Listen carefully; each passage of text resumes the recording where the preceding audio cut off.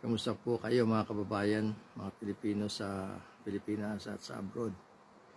Ito po ay part 3 ng ating series tungkol dito sa investigation na inumpisahan ni Senator Marcoleta noong August 19. Sinimulan po ito dahil sa paghiling ng Pangulo natin si President Marcos na malaman kung ano ang nangyari dito sa flood control project. At siya po mismo nagsabi mayroon 15 na mga kontrakto sa mga nakinabang dito.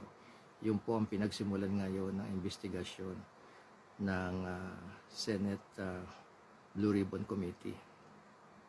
Ngayon, hindi ko po sana gagawin ito. Inintay ko muna sana kung anong mangyayari doon sa investigation. Pero sa ngayon po nahinto ang investigasyon na ginagawa ni Senator Marcoleta dahil nagpalit na po ang composition ng Senado nung pinalitan the other day ni Senator Tito Soto ang leadership ni Senator Escudero.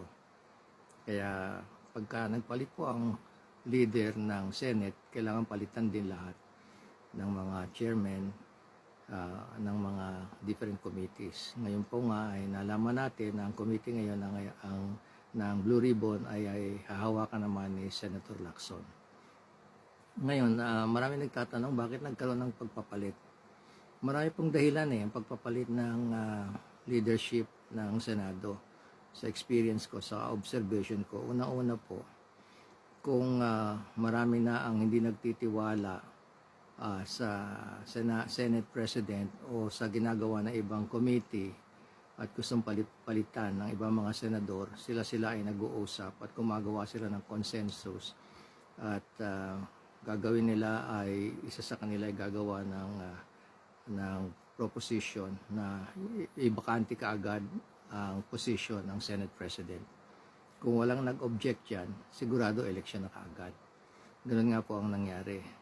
Pero dahil sa issue tungkol dito sa flood control project, madami ngayon na nagtataka.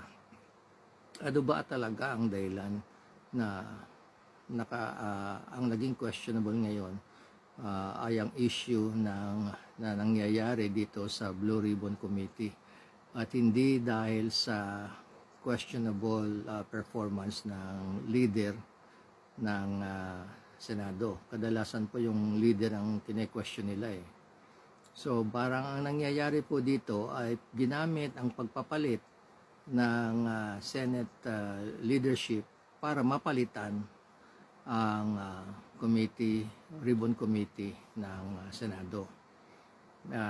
Mismo po si Senate President Senador Soto, si Tito Soto.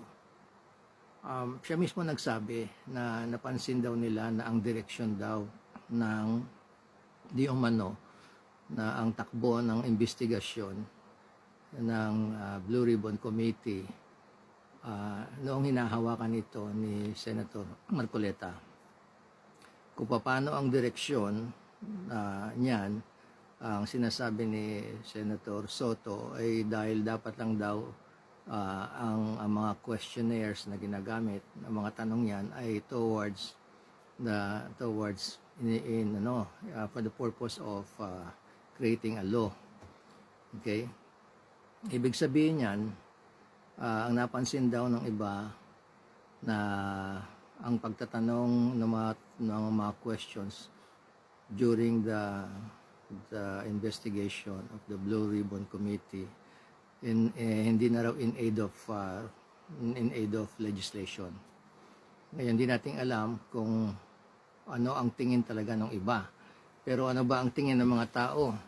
Well, sa akin, ang tingin ko lang ay ginagawa ng Blue Ribbon Committee ang trabaho nila and they're taking time dahil mismo si Senator Marcoleta ang nagsabi na nagsiset pa lang daw siya ng foundation para sa yung whole investigation na gagawin niya. So, inumpisahan niya yon, mahina, mabagal, at dahan-dahan niyang kinumbida muna lahat ng mga contractors. Pero ang nangyari dito, nalalaman nyo, bago ang setup ng Senate, nagsalita ang dalawang importanteng tao, o bali tatlo importanteng tao, na siguro lang po, observation ko lang, na hindi nagustuhan ng ibang miyembro ng Senado nung pinayagan ni Senator Marcoleta na magsalita yung mag-asawang Diskaya. Kung mapapansin ninyo, si Senator Estrada nag-bring up ng suggestion niya na pwede ba wag nang pabasahin, bigyan na lang tayo ng kopya para matuloy na investigation. Yun ang napansin ko kasi yung behavior ng Senate parang nabago ang timpla. Okay? At nadagdagan pa yan, syempre, nung participation ng isang congressman, di ba, ng congressman ng Navotas. Nung sinabi niya ang nangyayari mismo sa Congress. And it boils down to pointing congressmen who we believe, yung paniniwala nitong congressman from Navotas na ang direksyon papunta doon sa dalawang tao sa Congress. Yan ay nakafocus doon sa isang congressman na nasa Committee on Appropriation at saka syempre tama din ang Speaker of the House. So, ang nangyayari dyan, parang nga talagang ang direksyon nito ay parang imbestigahan ng kapwa legislator. Samantalang ang kailangan daw nila na dapat gawin, ang sabi ni Senator Soto na gumawa tayo ng mga tanong na pwede tayong gumawa ng batas, hindi mag-akusa tayo ng mga tao, di ba? So tama rin naman yun. Kasi remember, yung mga investigation na ginagawa sa Senate o kaya sa Congress ay in aid of legislation. Hindi kailangan na ituro natin kung sino may mga kasalanan sa kaso, kundi gumawa ng paraan para malaman kung may mga kulang pang batas na pwede magawa para mapigilan o mabawasan ang tinatawag nating corruption. Nakasenter tayo sa corruption eh.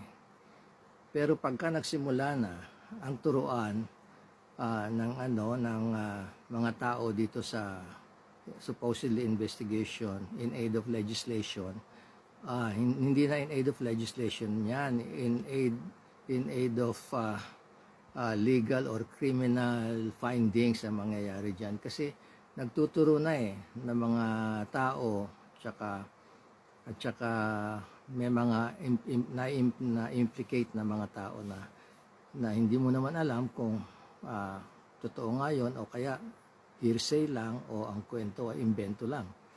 Di ba? Kaya kayo na ang makaka-decide dito kung ano talaga ang importante. Kasi yung part 2 ko, bago ito, yung aking ginawa, ang video is about yung pera. Ano mangyayari sa pera. Di po ba? I was talking about the budget. Ang pag-uusapan sana natin na nabanggit ko na noong una, yung tungkol sa legislation. Pero ngayon, ano na nangyari? Iba na. Okay? Ano ba importante? Hanapin natin yung pera kung ano nangyari. O yung mga tao na pwede nating pigilin o mabawasan para hindi makuha ang pera ng bayan. Okay? Susunod po. Pag-usapan natin yan. Maraming salamat po. God bless the Philippines. God bless the Filipinos.